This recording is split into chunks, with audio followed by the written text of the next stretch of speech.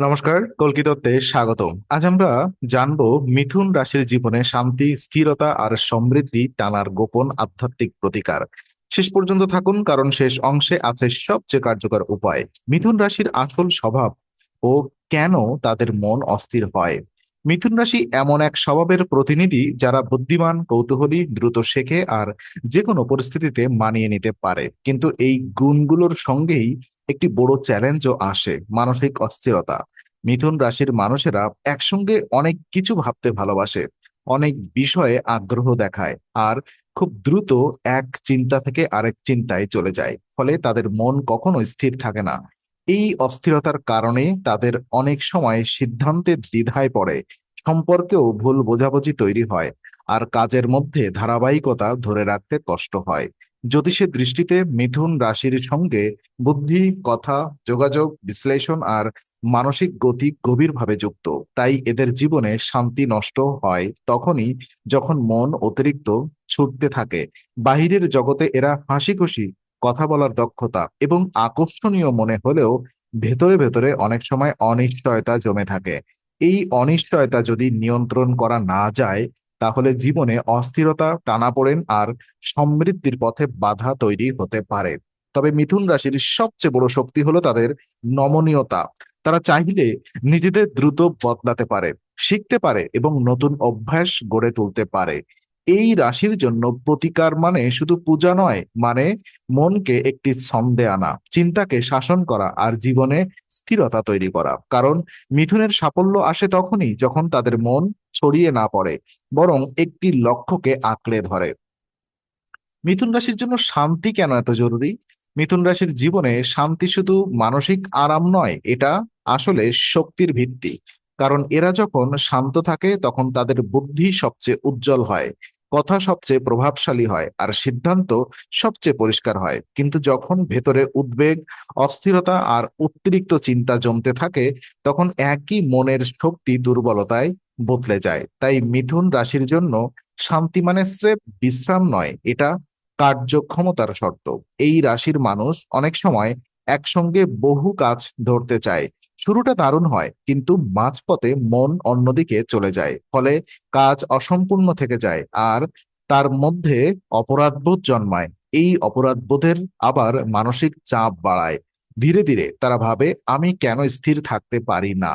এই প্রশ্নটাই তাদের ভেতরে বড় এক অস্থিরতা তৈরি করে।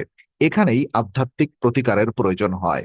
শান্তি থাকলে মিথুন রাশি নিজের যোগ্যতা পুরোপুরি কাজে লাগাতে পারে, আর ভালো বক্তা, ভালো লেখক, ভালো শিক্ষক, ভালো পরামর্শদাতা হতে পারে। তাদের চারপাশে থাকলে পরিবেশ হালকা হয়ে যায়। কিন্তু এই উপহারগুলো কাজ করে তখনই যখন মন শান্ত থাকে। তাই মিথুন রাশির জন্য শান্তির আনার উপায়গুলো শুধু ভাগ্য উন্নয়নের জন্য নয়, বরং নিজের প্রকৃত সম্ভাবনাকে জাগিয়ে তোলার জন্য। তারা মনে শান্তির রাখতে পারে, তারাই জীবনে স্থির সাফল্য পায়। এই রাশির ক্ষেত্রে তা আরো বেশি সত্য। আধ্যাত্মিকভাবে দেখলে শান্তি হলো এমন এক ক্ষেত্র যেখানে গ্রহের অস্থির প্রভাবও অনেকটা নরম হয়ে যায়। তাই মিথুন রাশির প্রতিকারের প্রথম ধাপ হলো নিজের মনের শব্দ কমানো আর নিজের ভেতরের কণ্ঠস্বরকে পরিষ্কারভাবে শোনা শেখা। মিথুন রাশির গোপন আধ্যাত্মিক প্রতিকার কি? দেখুন, মিথুন রাশির জন্য সবচেয়ে কার্যকর আধ্যাত্মিক প্রতিকার হলো নিয়মিত মনোসংযোগ, শুদ্ধ উচ্চারণ এবং নিঃশব্দ শৃঙ্খলা। এই রাশির মানুষ কথা বলতে ভালোবাসে, তাই তাদের প্রতিকারে কথাই গুরুত্বপূর্ণ হয়ে ওঠে। প্রতিদিন নির্দিষ্ট সময়ে শান্তভাবে বসে মনকে এক জায়গায় আনার চেষ্টা করতে হবে। খুব বড় আচার অনুষ্ঠান নয়, বরং ছোট কিন্তু নিয়মিত অভ্যাস বেশি কাজ করে। সকালে কয়েক মিনিট নীরবে বসে শ্বাসের দিকে মন দেওয়া নিজের ভেতরের অস্থিরতা কমাতে সাহায্য করে। মিথুন রাশির জন্য জপ, ধ্যান এবং নামস্মরণ খুব উপকারী, কারণ এদের মন দ্রুত ছোটে আর জপ সেই দৌড়কে ছন্দে আনে। একই শব্দ বারবার উচ্চারণ করলে মন একাগ্র হয়, কিন্তু চিন্তা ছড়ানো ভাব কমে আর ভেতরে এক ধরনের স্থিরতা তৈরি হয়। বিশেষ করে যখন মানুষ নিজেকে বারবার ইতিবাচক ভাবনায় ফিরিয়ে আনে, তখন উদ্বেগের শক্তি ধীরে ধীরে হ্রাস পায়। এটি কোনো অলৌকিক কথা নয়, মনকে প্রশিক্ষণ দেওয়ার একটি প্রাচীন এবং পরীক্ষিত পদ্ধতি। আরেকটি গুরুত্বপূর্ণ প্রতিকার হলো কথার শুদ্ধতা। মিথুন রাশির মানুষ যা বলে তার প্রভাব অনেক গভীর হয়। তাই মিথ্যা কথা, অকারণ সমালোচনা, অন্যের কথা কেটে দেওয়া বা অতিরিক্ত তর্ক এসব কমাতে হবে। বাক্য যত শুদ্ধ হবে, মানসিক শক্তিও তত পরিষ্কার হবে। অনেক সময় মিথুনের জীবনে অস্থিরতা আসে বাইরে থেকে নয়, নিজের কথার শক্তি ছড়ানো থাকার কারণে। তাই সচেতনভাবে কথা বলা, ধীরে কথা বলা এবং প্রয়োজনের বেশি না বলা, এগুলো শক্তিশালী প্রতিকার। সবচেয়ে গোপন প্রতিকার হলো প্রতিদিন অন্তত কিছু সময় নীরব থাকা। এই নীরবতাই মিথুন রাশির ছড়িয়ে থাকার শক্তিকে জোড়া লাগায়। যেখানে মন ছুঁয়ে বেড়ায়, সেখানে নীরবতাই আসল ওষুধ। কোন অভ্যাসগুলো মিথুন রাশির সমৃদ্ধি আটকে দেয় তাহলে? মিথুন রাশির সমৃদ্ধি অনেক সময় বাহিরের কারণে নয়, বরং কিছু ভিতরের অভ্যাসের কারণে আটকে যায়। সবচেয়ে বড় সমস্যা হলো এক জায়গায় দীর্ঘ সময় স্থির না থাকা। এরা নতুন কিছু শুরু করতে খুব ভালোবাসে, কিন্তু মাঝপথে উৎসাহ হারিয়ে ফেলে। ফলে বহু সম্ভাবনা শুরু হলেও পূর্ণতা পায় না। এই অসম্পূর্ণতার অনুভব ধীরে ধীরে জীবনে অস্থিরতা ও হতাশা তৈরি করে। আরেকটি বড় বাধা হলো অতিরিক্ত কথা বলা। মিথুন রাশির মানুষ অনেক সময় নিজের শক্তি, পরিকল্পনা বা অনুভূতি এমনভাবে ছড়িয়ে দেয় যে তা দুর্বলতা তৈরি করে। সবকিছু সবাইকে বলা ঠিক নয়। যে যত বেশি নিজের পরিকল্পনা প্রকাশ করে, সে তত বেশি অন্যের মতামত প্রভাবে পড়ে। এতে আত্মবিশ্বাস নষ্ট হয়।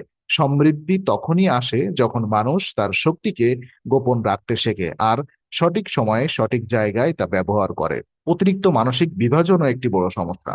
মিথুন রাশির মানুষ একসঙ্গে অনেক পথ দেখতে পায়, কিন্তু সব পথেই হাঁটতে গেলে কোনোটাই শেষ হয় না। তাই এদের শেখা দরকার একসঙ্গে অনেক লক্ষ্য না নিয়ে একটি লক্ষ্য বেছে নেওয়া। এটাই সমৃদ্ধির প্রথম শর্ত। এরা যখন একটি কাজ শেষ করতে শেখে, তখন ধীরে ধীরে জীবনে স্থিতি আসে। আর স্থিতি আসলে অর্থ, সম্পর্ক এবং আত্মবিশ্বাস সবকিছুই উন্নত হয়। এছাড়াও অবহেলা, হালকা মেজাজে নেওয়া আর খুব দ্রুত সিদ্ধান্ত বদলানো এসবও সমৃদ্ধির পথে বাধা দেয়। মিথুনের জন্য সফলতার চাবিকাঠি হলো ধৈর্য, ধারাবাহিকতা আর কম কথা বেশি কাজ। যে মিথুন রাশি নিজের ছুটন্ত মনকে শাসন করতে পারে, সেই সবচেয়ে উজ্জ্বল হয়ে ওঠে। মিথুন রাশির জন্য দৈনন্দিন আধ্যাত্মিক রুটিন কি তাহলে? দেখুন, আহ মিথুন রাশির শক্তি ও সমৃদ্ধির জন্য একটি ছোট্ট কিন্তু নিয়মিত রুটিন খুব দরকার, খুব জরুরি। দিনের শুরুতে একটু নীরবতা, এরপর কয়েক মিনিট গভীর শ্বাস, তারপর মন দিয়ে একটি ইতিবাচক সংকল্প করা।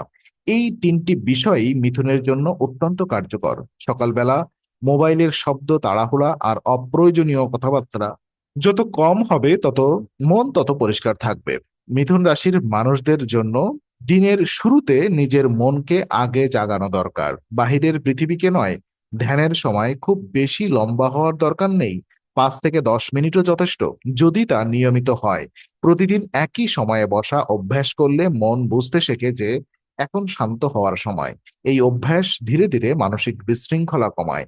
একই সঙ্গে একটি প্রার্থনা বা মন্ত্র জপ রাখা যেতে পারে, যাতে মন একটি নির্দিষ্ট কম্পনে স্থির হয়। মিথুন রাশির ক্ষেত্রে নিয়মিততা যে কোনো জটিল পদ্ধতির চেয়ে বেশি কাজ করে। দিনের মধ্যে একবার নিজের চিন্তা লিখে ফেলা খুবই উপকারী। মিথুন রাশি যেহেতু মানসিকভাবে অনেক কিছু একসঙ্গে বহন করে, তাই তা লিখে ফেললে ভেতরের চাপ কমে। লেখার মাধ্যমে ছড়ানো চিন্তা গুছিয়ে যায়। এছাড়া রাতের বেলায় সংক্ষিপ্ত আত্মসমীক্ষা জরুরি। আজ কি শেখা হলো, কি বলা হলো, কি কম বলা উচিত ছিল, আর কি নিয়ে কৃতজ্ঞ থাকা যায়, এই ছোট অভ্যাস মিথুনকে ভেতর থেকে শক্তিশালী করে। খাদ্য, ঘুম এবং কথার শৃঙ্খলাও আধ্যাত্মিক রুটিনের অংশ। অস্থির খাদ্যাভ্যাস, অনিয়মিত ঘুম আর অতিরিক্ত স্ক্রিন সময় মিথুনের মন আরো ছড়িয়ে দেয়। তাই শান্তি আনতে হলে জীবনযাত্রাকেও শান্ত করতে হবে। এটাই মিথুনের জন্য আসল প্রতিকার। সমৃদ্ধি টানার শেষ এবং সবচেয়ে শক্তিশালী গোপন উপায় কি? মিথুন রাশির সমৃদ্ধি শুধু টাকা বা সুযোগের বিষয় নয়, এটা হলো জীবনের বিভিন্ন ক্ষেত্রে স্থিতিশীলতার অগ্রগতি। আর সেই অগ্রগতির সবচেয়ে শক্তিশালী গোপন উপায় হলো একাগ্রতা। মিথুন রাশি যখন একাগ্র হয় তখন তার কথায় জাদু আসে, চিন্তায় স্পষ্টতা আসে, আর কাজের মধ্যে গতি আসে। তাই শেষ প্রতিকার হলো নিজের শক্তিকে এক বিন্দুতে কেন্দ্রীভূত করা। ছড়িয়ে থাকা শক্তি কখনো বড় ফল দেয় না, কিন্তু কেন্দ্রীভূত শক্তি চমৎকার ফল দেয়। সমৃদ্ধি টানতে হলে মিথুন রাশিকে আগে শিখতে হবে কিভাবে নিজের মনকে বন্ধু বানাতে হয়। মন যদি শত্রু হয়ে যায় তাহলে শান্তি নষ্ট হয়, কিন্তু মন যদি সঠিকভাবে পরিচালিত হয় তাহলে সেই সবচেয়ে বড় সম্পদ হবে। একজন এজন্য একটি লক্ষ্য ঠিক করা, একটি অভ্যাস ধরে রাখা এবং একটি নীরব প্রতিজ্ঞা রাখা খুব জরুরি। প্রতিদিন সামান্য অগ্রগতি কিন্তু নিয়মিত, এটাই মিথুন রাশির জন্য সোনার সূত্র। আরেকটি শক্তিশালী উপায় হলো কৃতজ্ঞতা। যে মানুষ তার ছোট অর্জনকেও সম্মান করে সে মানসিকভাবে ধনী হয়ে ওঠে। মিথুন রাশির জন্য এই অভ্যাস খুব কাজের, কারণ তারা অনেক সময় পরের জিনিসের দিকে তাকিয়ে বর্তমানকে উপেক্ষা করে, কিন্তু বর্তমানকে না দেখলে সমৃদ্ধি ধরা দেয় না। তাই যা আছে তাকে স্বীকার করা, যা নেই তার জন্য বিচলিত না হওয়া, এই ভারসাম্যই শান্তি ও সমৃদ্ধি আনে। সবশেষে মনে রাখতে হবে মিথুন রাশির শক্তি হলো যোগাযোগ, বুদ্ধি এবং অভিযোজন ক্ষমতা। এই তিনটি শক্তি যখন শান্ত মন, শুদ্ধ কথা আর স্থির অভ্যাসের সঙ্গে যুক্ত হয় তখন মিথুন রাশির জীবনে অসাধারণ উত্থান ঘটাতে পারে।